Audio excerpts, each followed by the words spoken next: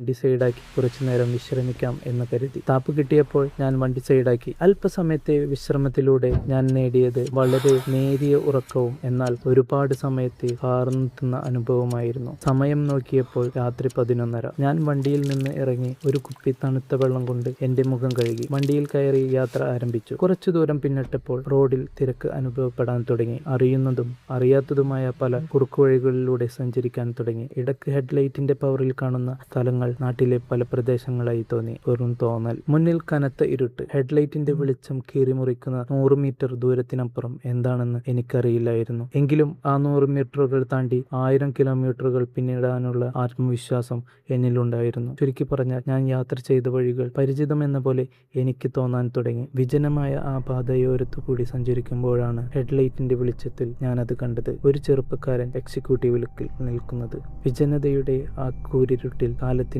ഏതോ അദൃശ്യമായ കണക്കെടുപ്പിലെന്ന പോലെ ഒരു ചെറുപ്പക്കാരൻ, തികച്ചും എക്സിക്യൂട്ടീവായ ഒരു രൂപ.